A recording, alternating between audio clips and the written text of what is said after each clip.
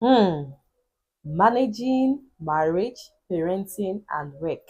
Managing marriage, parenting, and work. Hmm.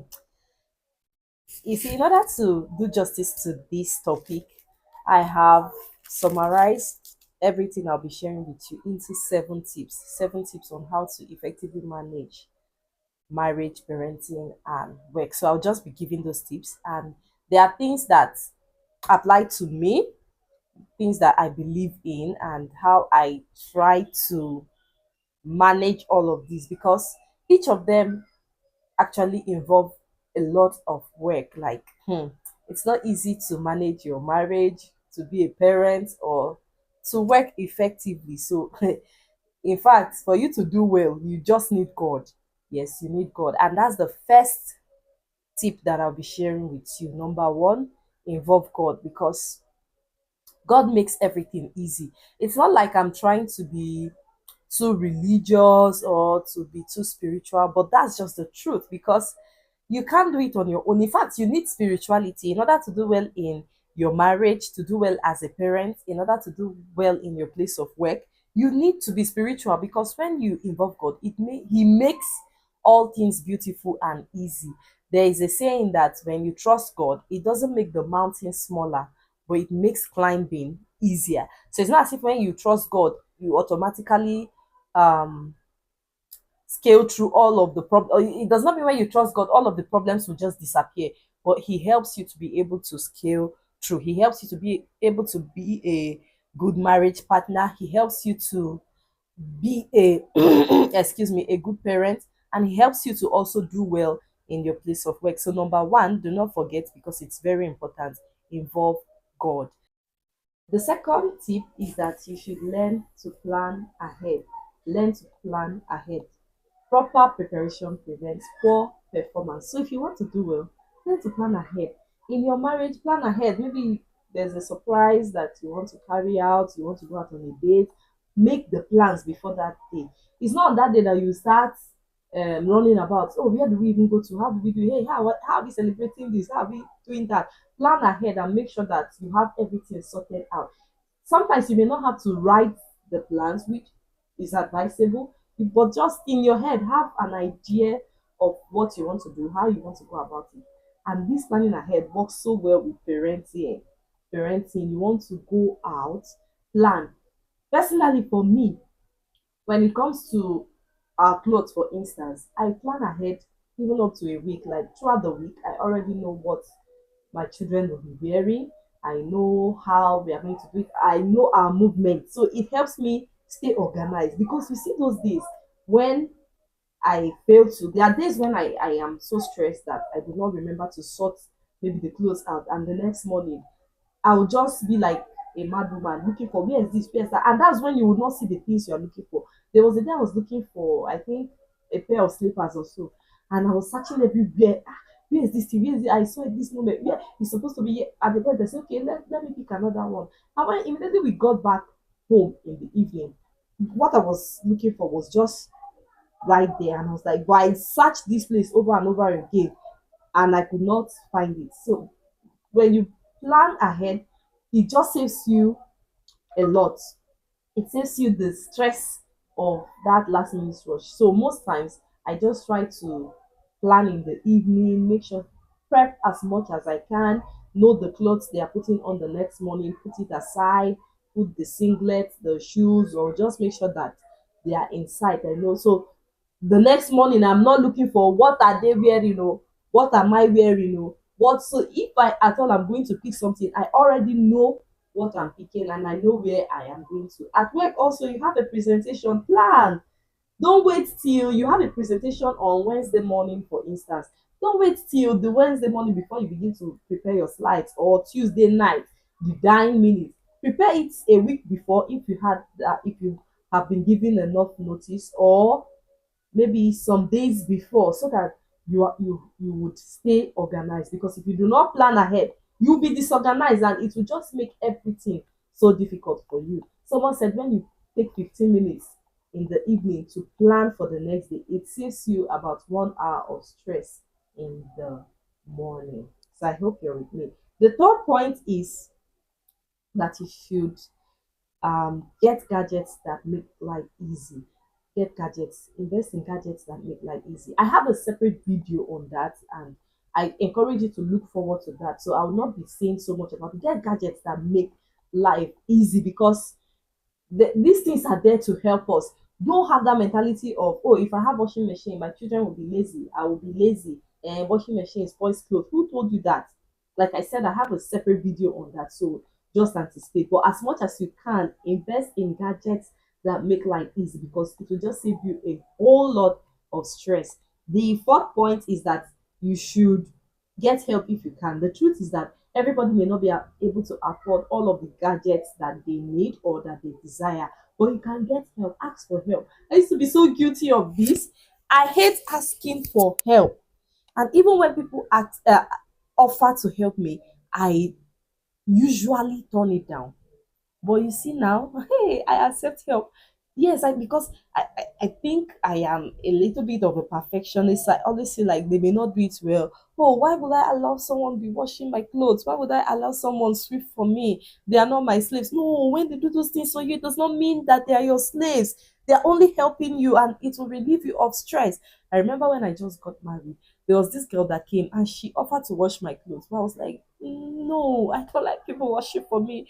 Why will I give you my clothes? But you see, if she comes down, I will joyfully allow her. Unfortunately, she's not even in the same area again. And this is when I even need her most. She will come, then auntie, let me help you to do this, let me help you to do. But I'm not so comfortable with that. So, but just learn to get help. When people offer to help you, it's not everybody that is bad or wicked. But listen to your spirit in case your spirit is saying, don't allow this person, don't fight it. But some people just genuinely want to help you. If your siblings come over and they are saying, what can we do for you? Don't say nothing, nothing, and they go and you are dying of stress and all of that.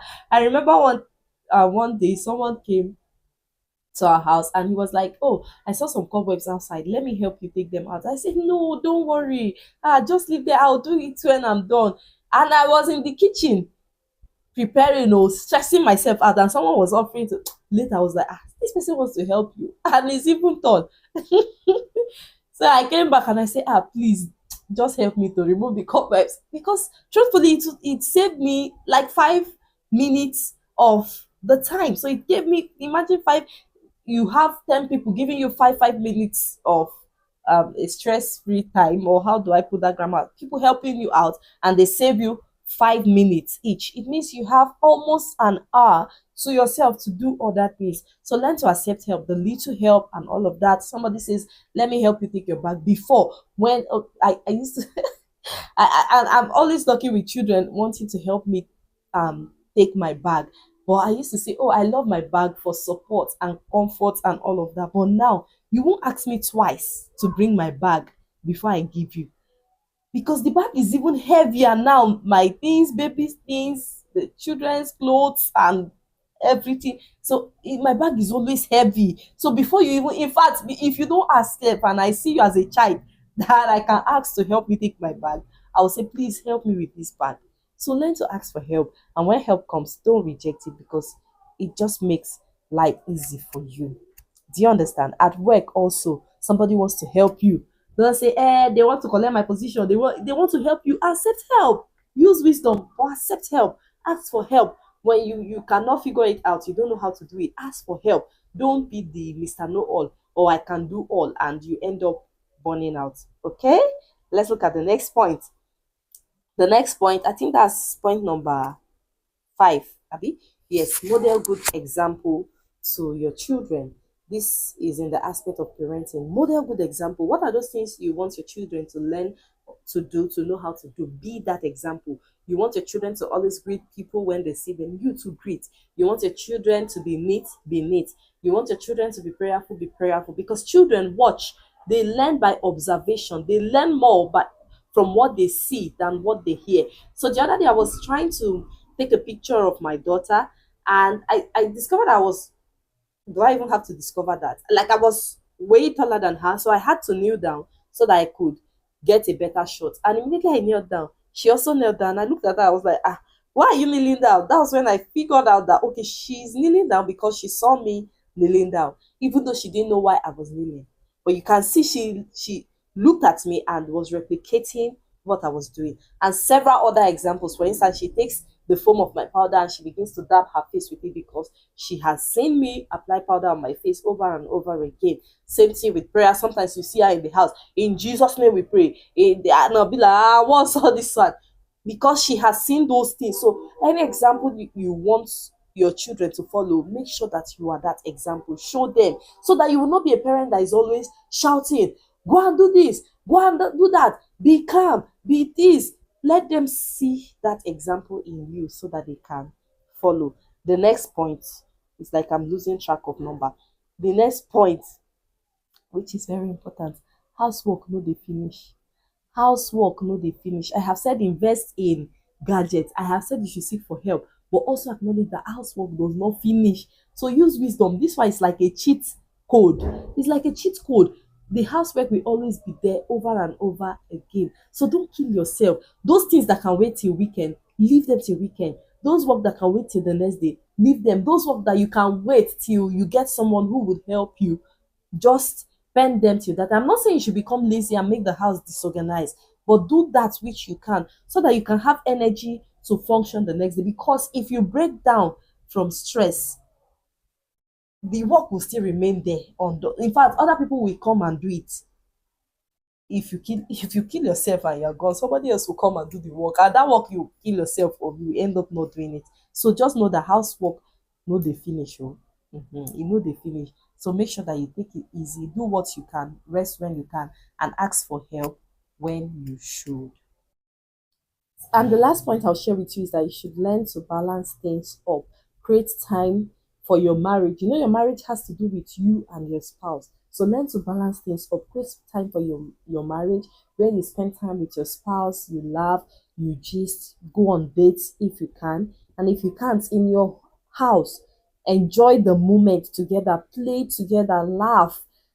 In fact, 5 minutes of being together, playing and laughing can go a long way in strengthening your marriage. Spend time with your children.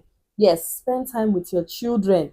Play with them, talk to them, hear them out, engage in conversations with them. You may say, this child is too small. I don't understand what she's saying. She will not understand what I'm saying. But just let them enjoy that moment, that fellowship.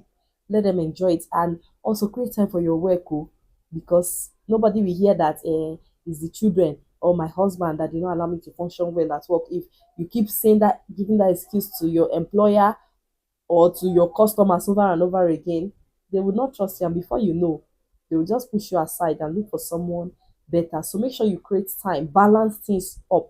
Create time for your husband, for your children, and for your work so that one would not suffer. Let's all be balanced. And always remember that. And create time for yourself also. Yes, create time for yourself. Learn to rest when you can or when you should. Sometimes, even when you cannot, say just. I remember one day I was working and that work would just not finish. The house, like that's why I said it, the housework no dey finish. Housework does not get exhausted. You can't finish doing everything. You can't have especially when you have children, that you want to have a perfect house means you need external forces, people that will come and help you. But you are alone with children, and you will just finish yourself with stress. I was doing work over and over. I was working and working and working, and it was not even appearing that I'll finish anytime soon. See, at the point, I just left everything. I went to lie down and slept. I'm not even sure the sleep was up to an hour. But I woke up, I was feeling refreshed and energized, and I continued. So sometimes don't just rest. Don't tell yourself until I finish everything. Rest. 5 minutes, 30 minutes, 1 hour, 2 hours. Just rest so that you can be strong and better to do the work the next day. Remember, prioritize yourself, take care of yourself, take care of your health. They are part of the tips, even though they are not numbered. So take care of yourself and all of that. And back to the first point, always ask God for grace, because God's grace makes it easy. Somebody came to me, I was like, how do you manage to do these things? How you do these things? You have children, how do you manage to do this? And I said, okay, it's God. And I also shared some things that I used to do, like preparing ahead and all of that, just like I have shared in this video. So thank you very much for this topic that you have given me to speak about. I feel so excited talking about this already. So thank you. I really appreciate you. If you have other tips that you want to share on how we can manage marriage, parenting, and work, please do share with us. Please do share. Maybe there's something you're doing that is working for you. Please share so that we can all learn and better partners, parents, and workers. Thank you very much. Still, I come your way again. Keep taking care of yourselves. Don't forget that my name is Sarah Oriobo, and I talk on faith, relationship, and personal development. And if there's something you want me to talk about, let me know in the comment section. Thank you. Till I come your way again. Bye for now.